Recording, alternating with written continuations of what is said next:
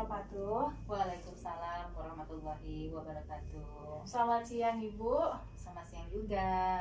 Eh, ya, minta waktunya sebentar ya Ibu. Izinkan saya perkenalkan diri terlebih dahulu. Nama saya Ade Indasari. Saya berasal dari Universitas Jambi, dari Fakultas Keguruan dan Ilmu Pendidikan. Program studi atau jurusan saya itu bimbingan dan konseling. Tujuan saya datang menemui Ibu pada siang hari ini yaitu untuk melakukan wawancara. Apakah Ibu bersedia? Dalam rangka apa tadi, Mbak? Sebenarnya saya melakukan wawancara ini dengan tujuan memenuhi tugas dari mata kuliah, salah satu mata kuliah saya yaitu evaluasi pengajaran, di mana saya mendapat tugas dari dosen saya untuk mewawancarai warga sekitar rumah ataupun ibu-ibu yang ada di sekitar rumah saya untuk bersedia diwawancarai. Bersedia dong, Mbak, karena kita juga punya anak, kita juga punya adik, kakak yang kuliah, jadi kita saling tolong menolong. Iya Bu, jadi Ibu bersedia ya untuk diwawancari? Ya bersedia dong, asal yang positif ya Mbak. Iya Bu, jadi tema kita pada siang hari ini, tema wawancara kita yaitu tentang COVID-19 Bu. Oh, COVID yang marak sekarang ya? Iya, yang kurang lebih 1 tahun ini Bu. Oh, berarti udah ulang tahun dong? Iya, seri. Udah 1 tahun saya udah 1 tahun ya. Nah, jadi sebelum kita mulai wawancara nih Bu, nah ada baiknya kita perkenalkan diri dulu. Kan ada pepatah yang bilang tak kenal maka tak sayang. Oh iya benar. Jadi saya tadi kan sudah memperkenalkan diri saya, asal saya dari mana. Jadi saya belum tahu ini nama Ibu siapa. Oh gitu. Jadi saya dulu nih memperkenalkan diri ya. Iya Bu, silakan. Nama saya Vivi Oktarani. Vivi Oktarani. Ya. Biasa dipanggil dengan Ibu Vivi. Ibu Vivi. Umur 36 tahun. Pekerjaan ibu rumah tangga. Di samping ibu rumah tangga juga ada kita punya usaha, Mbak, untuk membantu perekonomian. Nah, alamat saya ya Bu. sekarang Ya, mohon maaf Bu untuk direkam nanti sebagai laporan. Oh gitu. Jadi apa perlu kita ulangi lagi tadi perkenalannya? Tidak Bu, tadi sudah saya catat ini nama Ibu siapa, nama panggilan Ibu siapa. Saya taruh sini saja ya Bu ya. Jadi umur Ibu 36 tahun, benar Bu? Iya, benar. Jadi kalau boleh saya tahu alamat di sini. Alamat rumah. Gini. Alamat rumah kita kebetulan saya tinggal di RT 24 RW 03 Kelurahan Teratai, Kecamatan Morabulian, Kabupaten Batanghari. Nah, kebetulan saya tinggal di perumahan, bloknya Blok B, nomor 3. Nomor 3. Nama perumahannya Mitranda. Mitranda. Oke. Nah, jadi dengan perkenalan yang singkat ini, apakah Ibu sudah siap untuk saya wawancarai? Jangan tegang loh Mbak. Tapi santai kan? Santai. Oke, nggak masalah. Jadi gini Bu, saya ingin bertanya nih, kan COVID-19 ini udah berlangsung kira-kira 1 tahun lah Bu ya. Dari Maret tahun lalu kan saya udah stay di rumah, udah diliburkan sampai tahun ini, tahun 2021 tanggal 15 Maret juga. Nah, jadi sejauh ini saya ingin tahu nih, pemahaman Ibu tentang COVID itu apa? Oh gini, kalau menurut saya deh ya, kalau COVID itu semacam penyakit yang masuk melalui saluran pernapasan. Karena melalui pernapasan itu bisa mengakibatkan sesak pada pernapasan. Kemudian kita ada gejala batuk, ada gejala flu, ada gejala hilangnya indera pengecap kita untuk merasakan rasa asin, rasa manis, rasa yang lain-lain. Kemudian hilangnya ada bintik-bintik ruam yang merah-merah. Kalau menurut saya seperti itu, Dek. Menurut Ibu seperti itu ya? Menurut saya seperti yang saya ketahui seperti itu. Ya kita kan sekarang membaca, melihat, menonton di menonton televisi, di ya, Bu? televisi, kemudian kita browsing di internet atau di media sosial yang lainnya. Oke, terima kasih Ibu. Nah, saya lanjut nih ke pertanyaan kedua. Nah, kita kan tadi udah tahu nih Bu, COVID-19 itu seperti apa. Nah, jadi apakah Ibu telah mengetahui gejala-gejala seperti apa orang yang terkena COVID-19 ini? Kalau menurut saya, Dek, ya, orang yang memiliki gejala untuk COVID ini pertama itu, kalau menurut saya pertama itu demam. Demam tuh suhunya bisa antara suhunya 38 sampai 40 derajat. Kemudian dia memiliki flu, influenza, bersin-bersin. Kemudian yang ketiga itu dia batuk. Batuk itu bisa batuk kering.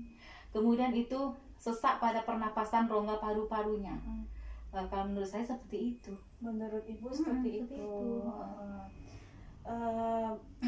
Bagaimana jika kita memiliki gejala seperti yang Ibu bicarakan tadi? Nah, bagaimana reaksi Ibu jika salah satu anggota keluarga Ibu atau kerabat dekat Ibu terkena gejala seperti itu? Yang jelas pertama kita tidak boleh mengasingkan. Ibaratnya gini, Mbak. Siapa sih yang mau kena penyakit? Tidak ada manusia yang tidak mau kena penyakit. Apalagi COVID. Kalau COVID ini penyakitnya itu seperti penyakit aib. Kalau kita batuk, tidak masalah. Kalau yang namanya COVID meninggal, itu banyak yang dikucilkan. Keluarga pun menjauh. Jadi kalau menurut saya upaya yang dilakukan, kalau kita merasa kita ada demam, kemudian ada rasa flu, bersin-bersin, itu sebaiknya kita berdiam diri di rumah, isolasi mandiri. Kemudian kalau seandainya istirahat 1-2 hari, seandainya 1-2 hari kita merasa lebih parah, kita bisa ke rumah sakit untuk memeriksakan diri kita, apakah diri kita ini hanya sekedar demam biasa ataukah memiliki gejala COVID. Jadi kalau sudah ada indikasi mendekati COVID, kita harus isolasi mandiri. Kan pemerintah sudah ada tuh sekarang kayak di rumah sakit, harus diisolasi di rumah sakit. Kasihan loh keluarga yang di rumah punya anaknya bisa tertular, anaknya bisa tertular, suaminya tertular. Itu gini, Mbak, seandainya imun kita rendah, tapi pada saat itu penyakit mudah datang. Kalau seandainya imun kita tinggi, walaupun ada keluarga kita yang satu rumah, tinggal di dalam satu rumah, ada yang COVID, kita tetap tidak kena kalau imun kita baik. Seperti itu, Mbak. Menurut Ibu seperti itu ya. Apalagi kalau seandainya di rumah kita itu ada ibu kita, bapak kita yang mempunyai penyakit bawaan gitu ya. Pokoknya orang tua, kasihan loh, sangat yang 50 sampai ke atas itu. Kalau apalagi yang memiliki penyakit bawaan seperti diabetes, autoimun, yang paling rentan lah istilahnya. Jadi sangat bahaya sekali, Mbak, ya, dari gejalanya kita udah tahu seperti itu. Terus Mbak tadi juga mengatakan bahwa kalau seandainya kita terkena COVID itu menjadi aib bagi keluarga kita. Iya, karena apa, Mbak? Karena begitu aib, kita tidak mau loh ada penyakit yang seperti ini. Siapa sih yang mau ada penyakit yang datang pada diri kita? Sementara kita ini maunya sehat-sehat terus, ibaratnya itu bisa kumpul dengan keluarga, seperti itu kira-kira, Mbak. Seperti itu ya, Bu. Nah, kalau begitu kan apa nih upaya yang Ibu lakukan nih untuk terhindar dari COVID yang telah Ibu lakukan? Oh gini, kebetulan kita di RT 24, khususnya di RT 24 ini, maaf ya, Mbak. Iya. Kenyangan kayaknya Ibu ya. Iya. Baru sudah makan siang masalah, Mbak. Kemudian di RT 24 ini kita sudah ada penyuluhan, pembinaan, kemudian dilakukan penyemprotan sebagai langkah awal, penyemprotan seperti diinspektan ke rumah-rumah, kemudian penyuluhan ke warga untuk menggunakan masker, penyuluhan, pembinaan oleh Pak RT untuk melakukan kegiatan bersih-bersih rumah. Sementara seperti itu Mbak yang ada di sini. Nah, tadi kan Ibu mengatakan bahwa kalau di RT 24 ini dilakukannya penyemprotan disinfektan di setiap rumah. Nah, itu apakah biayanya itu dari pemerintah atau dari warga setempat, Ibu? Kebetulan Mbak ya, kita setiap bulannya itu ditarik ke rumah, dari rumah ke rumah. Sebelum adanya pandemi ini, itu merupakan kas untuk RT. Jadi seandainya seandainya ini sebelum ada gejala COVID, kita kan ada tuh kegiatan RT seperti 17 Agustus, seperti toga, main voli. Nah, itu kita dipungut per rumah itu 1 bulannya 5.000. 1 bulan 5.000. Jadi dikumpulkan untuk mengisi kas RT. Jadi kita tidak sumbangan lagi Mbak dengan dana yang ada. Jadi makanya kita beli seperti Wipol dan cairan yang lainnya itu. Jadi itu semua diracik sendiri. Itu semua diracik oleh bapak-bapak di sini Mbak. Nah, jadi kita kerjasama di sini kan kebetulan ada ketua pemudanya, ada pemuda-pemudinya, remaja masjid. Jadi kita kerjasama semuanya. Jadi supaya orang yang berada di RT sini kita sehat semua. Nah, jadi kan Ibu itu semua racikannya itu katanya tadi dibikin sendiri. Apakah dalam pembuatan racikan itu ada dari seperti perawat dari rumah sakit atau itu emang pure dari belajar otodidak dari YouTube kah? Dari kebetulan Mbak di RT kita ini berbagai macam pekerjaannya. Ada yang di BNPB, ada yang bagian kepolisian, ada di TNI. Kebetulan ada juga banyak di rumah sakit Mbak. Nah jadi mereka-mereka inilah yang mengasih tahu bagaimana sih cara membuat disinfektan, apa-apa saja bahan yang dipergunakan, berapa takarannya, kemudian apakah perlu rumah itu satu rumah full disemprotkan, itu dari mereka-mereka Mbak. Jadi dari mereka yang bekerja latar belakangnya sebagai tenaga medis juga ya? Iya, kebetulan tetangga-tetangga sini kan banyak yang bekerja di medis, di labor pun ada Mbak. Ada juga ya. Jadi nggak perlu harus takut salah racik gitu ya. Kita percaya kok ke mereka. Oke Mbak, kalau begitu upaya dari ini ya, saya mau tanya ya, upaya dari pemerintah setempat tadi kan udah menekan angka COVID itu dengan yang seperti Mbak ceritakan tadi. Nah, bagaimana dampak terbesarnya bagi Mbak selama ini? Apa dampak yang paling besar bagi diri Mbak sendiri dan keluarga? Kalau dalam keluarga berdampak Mbak ekonomi Mbak. Ekonomi yang paling satu ya? Karena gini Mbak, khususnya saya selain ibu rumah tangga, kita punya usaha. Oh, punya usaha juga. Punya usaha. Kalau saya tahu usaha apa ya? Usahanya gini Mbak, usaha warung kecil-kecilan lah, tidak warung besar. Tapi usaha saya ini bergerak di bidang makanan. Nah, jadi dengan adanya COVID ini Mbak, biasanya kita sehari mendapatkan penghasilan 500 sampai 1 juta. Dengan adanya pandemi ini berkurang Mbak, menjadi kadang 500, kadang tidak nyampai 500. Jadi sekarang tuh dapat 200, sementara kita ada pekerja yang harus kita gaji. Pekerja itu ya nggak mungkin lah mereka sudah kerja dengan kita tidak kita gaji, sementara pendapatan kita sementara menurun. Jadi dampak pertama itu bagian saya ekonomi Mbak. Ekonomi. Kedua itu berdampak pada anak yang di rumah. Semenjak adanya pandemi di rumah, anak-anak ini belajarnya melalui online. Melalui online tuh gini Mbak, dulu pas pertama itu dirumahkan pakai Zoom. Kan ada video itu video ini Zoom. Itu kan tidak gratis. Itu memerlukan kuota. Nah, jadi kita untuk anak ini tetap belajar di rumah, itu kuota kita harus beli. Apalagi kalau pakai Zoom itu tidak sedikit ya. Tidak sedikit, berapa giga mungkin adik merasakan, adik kuliah kan. Saya juga merasakan kan. Dari pagi kuliah sampai siang itu makan hampir 2 giga. Jadi anak itu tidak terkontrol. Jadi kita kayak saya selain ibu rumah tangga, anak harus diurus, suami harus diurus, usaha juga harus diurus. Jadi banyak menyita waktu. Seandainya anak disekolahkan, kita berkurang juga bebannya. Jadi kita percayakan kepada sekolah. gitu. Kemudian rasa saya itu Mbak. Rasa ibu seperti itu ya. Nah, Hmm. kan tadi berpengaruh juga ya terhadap pendidikan gitu. Jadi apa yang ibu lakukan terhadap anak ibu yang belajar di rumah? Apakah ibu selalu menemaninya belajar atau bagaimana? Kalau saat ini Mbak, kalau 100% harus ada di dekat dia, tidak. Karena kenapa? Kalau kita 100% ada di dekat mereka, pekerjaan kita juga ada. Jadi sama-sama dibagi. Ibaratnya itu tidak 100% dengan anak, tapi juga pekerjaan yang lainnya untuk menutupin ekonomi tadi Mbak. Karena sekarang ini kasihan loh, pekerja saya itu kemarin 5.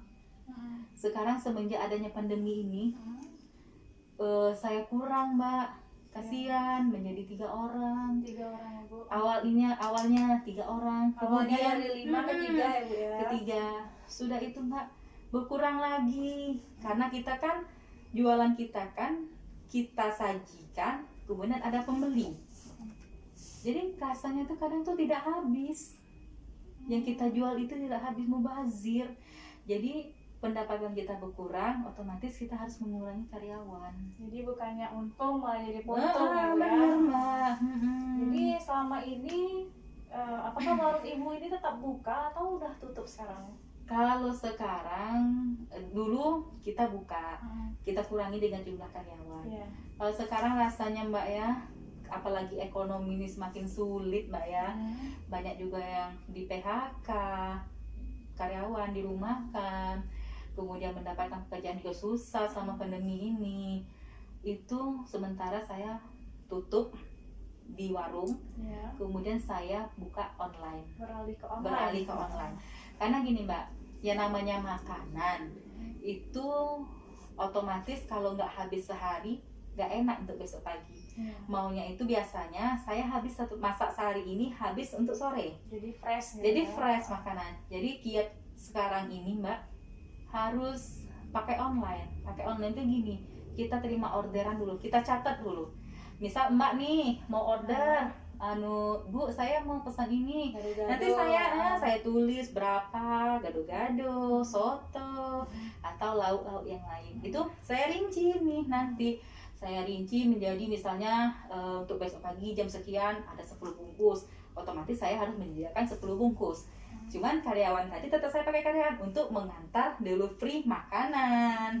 Nah, dengan adanya delivery makanan ini, apakah pegawai ibu juga mengikuti protokol kesehatan atau bagaimana? Ya jelas lah Mbak, pertama harus pakai masker, dari suhu tubuhnya kita periksa juga. Nah, takut loh, kan dia tinggalnya di luar dengan tidak dekat dengan saya. Tidak tinggal di rumah ibu ya. Takutnya nanti kalau dia suhu tubuhnya tinggi, tahu ketemu saya takut loh. Nular lagi ke suami, ke anak, gitu. Kasihan kan, jadi semua itu harus berdasarkan protokol kesehatan. Kemudian pakai masker pertama Mbak ya, kemudian pakai hand sanitizer itu di depan rumah. Mbak tadi lihat mungkin begitu Mbak masuk ke sini itu ada galon air, hand sanitizer, tisu. Nah, itu cuci tangan dulu. Kita pun juga sekarang pakai masker Iya, ya Bu. kita harus berjarak ini. Karena ini pun juga saya nggak kenal juga sama ibu pun juga nggak kenal, jadi jaraknya pun juga 1 meter ya. Oke, kalau begitu. Nah, saya ingin bertanya lagi nih Bu, mengapa pendidikan itu menjadi dampak kedua bagi ibu? Mengapa nggak yang dampak pertama?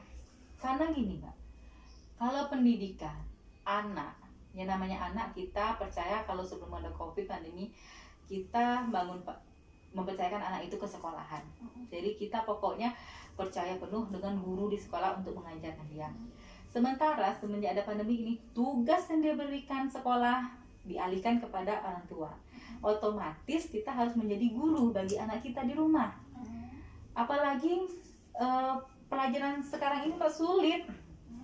Ibaratnya tuh cara mencernanya itu agak sulit gini. Sementara anak ini harus nge-zoom, kegiatannya ini harus online, harus mengantar tugas-tugasnya ke sekolah. Sementara kita banyak pekerjaan. Oh, jadi tugas yang telah diberikan itu dikumpul kembali ke sekolah, bukan Iya. dikumpulkan secara bentuk soft file-nya gitu. Enggak, ini harus diantar, ada yang pakai soft file, Heeh. ada yang harus diantar ke sekolah. Apakah itu semuanya diantar ke sekolah atau sebagian, Bu?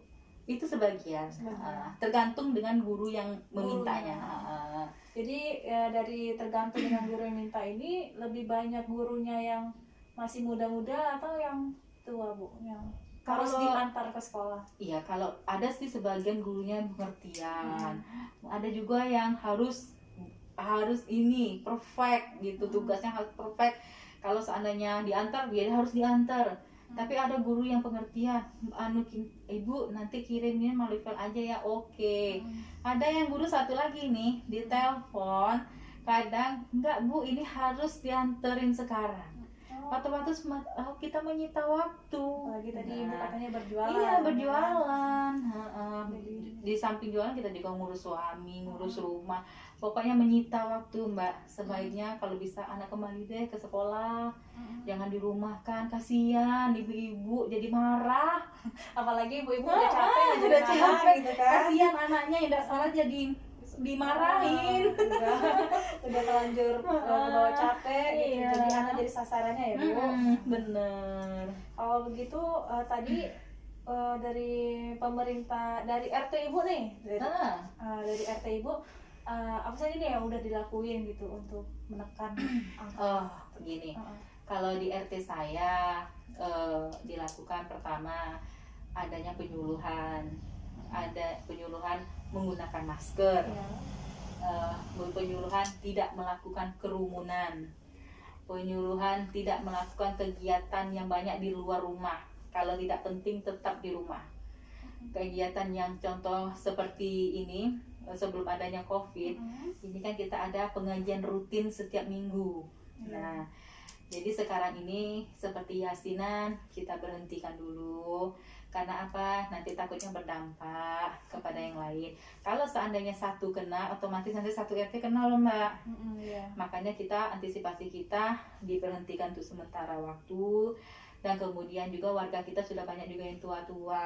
Iya. Jadi kasihan.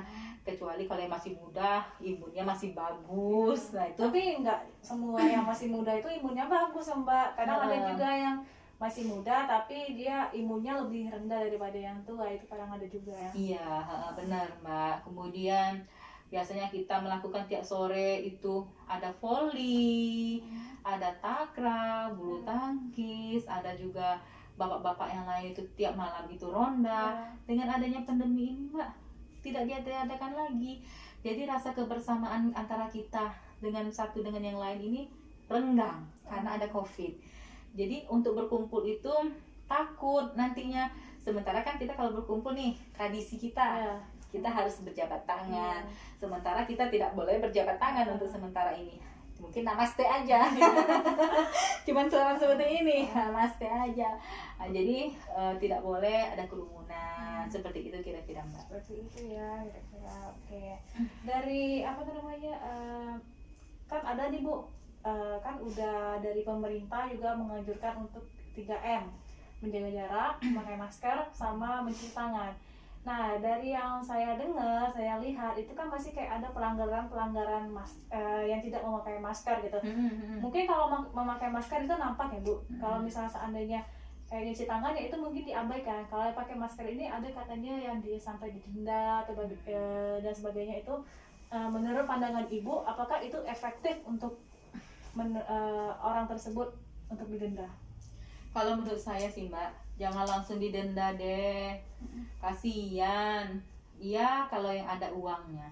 Kalau tidak ada uangnya gimana?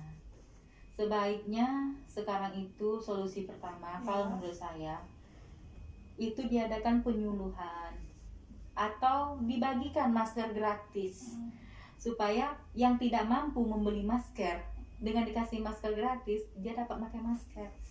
Kalau kita langsung denda Mbak ya Dek ya, rasanya tuh sedangkan untuk makan sekarang aja susah yang arti kata tingkat ekonomi kita sekarang ini lagi menurun. Sementara harus untuk membayar denda sebesar 50.000 tadi.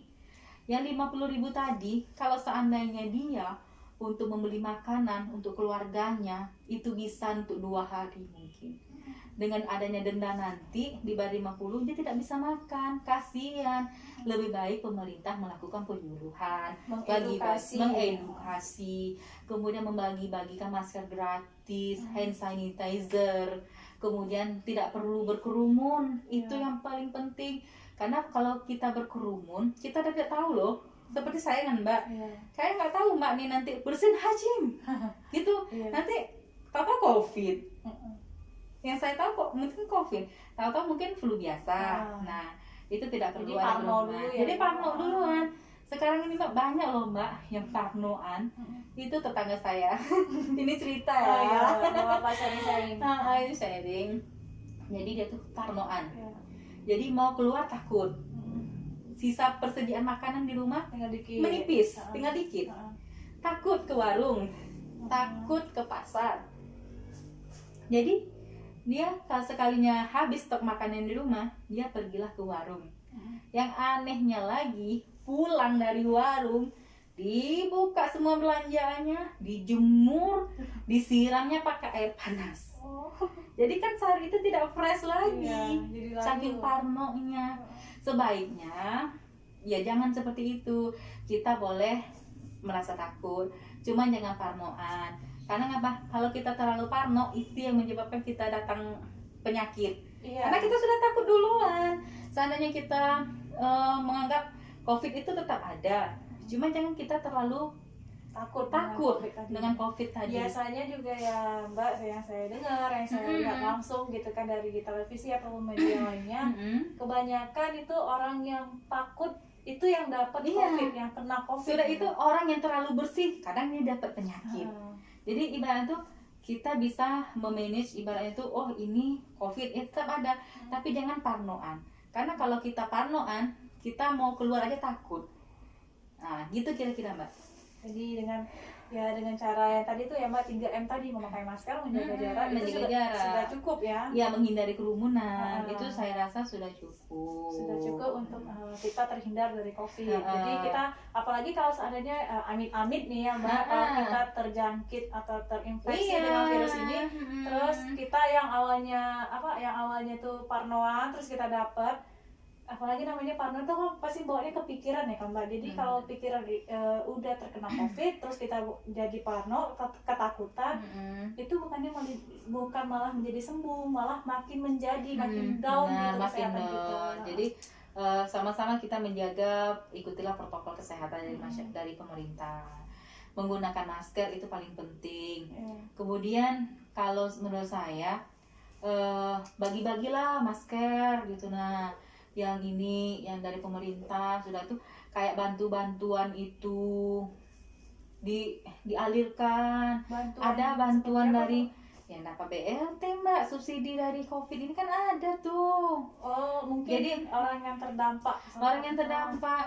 Jadi ada sebagian yang tidak dapat, ada sebagian yang dapat. Seharusnya harus tepat sasaran Mbak, gitu. Oh, jadi tidak semuanya yang dapat BLT itu. Enggak, malahan tidak tepat sasaran. Kadang orang yang istilahnya itu punya lebih gitu. Sementara ada yang harus dibantu, malah yang tidak dapat. Ada yang benar-benar terpuruk gitu. Seperti tadi yang kata Ibu katakan, yang depan rumah di PHK. Di PHK itu sepertinya lebih tepat sasaran. Lebih tepat sasaran untuk dibantu. Istilah itu pemerintah tuh harus peka. Mana sih yang ibaratnya yang perlu dibantu, yang perlu untuk tidak dibantu. Kalau bisa yang harus teliti lah. Harus teliti. Kemudian kalau menurut saya yang kaya atau yang punya berkecukupan lebih, tolonglah yang membantu yang tidak ada gitu. Apakah dengan adanya BLT tadi itu Ibu dapat juga atau ada kriteria pula untuk dapat BLT Bu? Kalau saya enggak Mbak. Kebetulan suami di pemerintahan, jadi kita tidak dapat. Jadi berarti itu ada kriterianya. Jadi seandainya saya kan suami saya di pemerintahan, kebetulan PNS, Jadi dia tidak dapat subsidi bantuan berupa apapun. Nah, walaupun saya jualan, sebenarnya kan kalau orang jualan kan dapat, Iya. dampak pada ini. Tapi kan tetap kepala keluarga di pegawai. Jadi kita tidak bisa dapat apa-apa, cuma kita berdoa, bersyukur kita masih bisa bertahan hidup. Bertahan sampai sejauh ini ya Bu. Nah kalau begitu Bu, apa nih harapan Ibu untuk kedepannya? Kalau harapan COVID ini kalau bisa cepat-cepat berlalu supaya kita bisa beraktivitas kembali Mbak. Ya Dek ya, kayak Adek bisa kuliah, ketemu teman-teman di kampus. Di rumah. Bosan kan di Bosan. rumah kan. Kalau bagi saya, terutama saya ibu rumah tangga, kalau bisa anak-anak itu kembalilah kepada kesekolahan. Karena kalau pengajaran di rumah itu tidak efektif. Karena anak itu biasanya lebih membangkang apabila dibelajari oleh orang tua. Tapi kalau kita serahkan pada sekolah, dia takut dengan gurunya, nurut dengan gurunya. Kedua, dari segi ekonomi, kalau COVID ini sudah tidak ada lagi, mudah-mudahan ekonomi berjalan dengan baik. Seperti saya, kan saya punya usaha nih, jadi orang ada lagi yang membeli di warung saya Dan yang tadi di-PHK, yang diberhentikan, jadi dapat kerja kembali ya Bu. Ibaratnya tuh orang-orang saya, pekerja saya yang saya rumahkan tadi, bisa lagi bekerja dengan saya, tidak lagi menganggur. Sudah itu dari segi kita bertetangga. Segi kita bertetangga gini, sosial kita bertetangga, kita tidak ada jarak lagi dengan tetangga kita. Kita mau kumpul, sekarang ini takut. Takut gini. Oh, dia kok penyakit ya? Oh, dianya flu nih hari ini, ternyata COVID. Jadi Oh, dia ada suaminya sakit di rumah. atau pulang dari itu ya Bu. Atau pulang dari mana-mana, COVID. Jadi takut Mbak. Jadi pesan saya, mudah-mudahan COVID ini cepat berlalu. Walaupun tidak COVID ini tidak mesti habis, paling tidak kita dapat bisa beraktivitas normal kembali, seperti yasinan rutin di RT. Tidak ada lagi Mbak pakai masker gini Mbak, kalau bisa, kalau sudah pandemi. Karena gerah pakai masker. Susah ya kalau Susah, bicara. iya. Jadi gimana itu kalau sudah habis pandemi COVID ini sudah tidak ada lagi, kita bisa beraktivitas normal kembali, ekonomi kita juga lebih baik lagi, kemudian hubungan kita dengan masyarakat, dengan orang lain juga semakin baik, tidak ada jarak lagi Mbak. Sekarang aja kalau kita mau ke rumah tetangga takut loh Mbak. Biasanya kalau seandainya ini Lebaran, kita kan ada silaturahmi tuh. Kalau kita silaturahmi, otomatis kita berjabat tangan, cipika-cipiki. Kalau sekarang enggak, cukup telepon aja. Ya apalagi kan pandemi ini katanya lagi meningkatnya ya Mbak ya, jadi apa tuh namanya, di marak-maraknya sekarang tuh lagi naik-naiknya yang terjangkit virus ini. Jadi untuk meminimalisir itu semua ya kita harus pandai-pandai menjaga diri kita gitu ya. Apabila gini Mbak, apabila kita badan kita kurang enak, apabila kita merasa badan kita imunnya menurun, itu janganlah keluar dari rumah. Berdiam diri aja di rumah. Ibaratnya tuh berdiam aja di kamar. Terus kita minum obat-obatan, banyak minum vitamin C ya. Vitamin C, memperbanyak minum air putih. Sudah itu kita makan buah-buahan, sayur-sayuran yang dapat meningkatkan imun tubuh kita.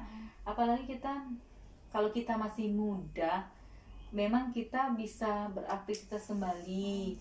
Kalau kita yang orang tua, kasihan loh, apalagi yang punya penyakit bawaan. Seperti itu Mbak. Seperti itu Mbak ya. Oke. Kalau seperti itu tadi menimbang waktu pun udah mau sore ya Bu. Udah Mbak ya? Udah Bu. Oh, cepat sekali Mbak. Saya lupa tadi di awal tadi memberikan kontrak waktu untuk Ibu. Soalnya grogi juga ya, baru pertama kali Iya, ketemu. saya kan tidak tahu Mbak. Saya ketemu tadi ada ini, kok ngapa ya Mbak ini mau nanya, bisa wawancara nggak Bu, minta waktu sebentar. Kalau waktu nanti sore ada, maka saya bilang tadi, cuma saya tidak sempat, mau gak gimana ya. Jadi berhubung waktu juga sudah udah waktunya habis gitu ya Bu, dari yang disuruh. Jadi kita akhiri dulu tahapan wawancara ini. Kalau begitu semua data, semua informasi yang telah Ibu berikan tadi tidak akan saya sebar ke siapapun. Maka saya jaga kerahasiaannya. Jadi Ibu jangan takut, jangan khawatir kalau data keterangan yang Ibu berikan itu bakal saya bocorkan kepada siapa-siapa. Dan saya mohon izin, ini saya rekam tadi ya Bu untuk sebagai bukti fisiknya. Jadi tidak masalah, yang penting tugas adik selesai, tugas mbaknya selesai, kemudian saya juga dapat memberikan apa yang saya dapat, pengetahuan saya, kita saling sharing lah, sharing gitu ya Mbak. Oke, kalau begitu saya permisi dulu nih Kak. Udah sore, saya mau pulang lagi ke rumah. Nggak masalah Mbak, saya kuliah soalnya. Lain kali kalau ada waktu main dong sama saya, sekalian mampir ke warung. Mbak kalau mau misalnya mau pesan makanan, delivery dulu untuk sementara ya. Begitu saya boleh minta nomor HP-nya? Boleh, 08 12 34 37 68 801. Oke, jadi nanti saya tinggalin nomor HP saya ya Kak. Ibu. Ya sekali ajak dong teman-temannya kalau tidak ada pandemi lagi, atau order makanan. Oke, ini nomor HP saya nanti. Oh iya. Kalau saya dengan Mbak Ade ya? Iya, dengan Mbak Ade. Umurnya berapa Mbak? Umurnya saya 19 tahun. 19 tahun, seumuran dengan adik saya. Seumuran ya Bu? Adik saya ada di kampung. Iya. Kuliah juga ya Bu? Kebetulan dia kerja. Kerja. Nggak kuliah. Kerja di mana Bu? Di perusahaan. Alhamdulillah dapat kerja. Kalau begitu saya permisi dulu ya Bu. Terima kasih atas waktunya. Saya akhiri, wabillahi taufiq wal hidayah. Wassalamualaikum warahmatullahi wabarakatuh. Waalaikumsalam warahmatullahi wabarakatuh. Saya permisi dulu ya Bu. Terima kasih ya. Kita tidak berjabat tangan. Iya, Bu, Namaste makasih aja.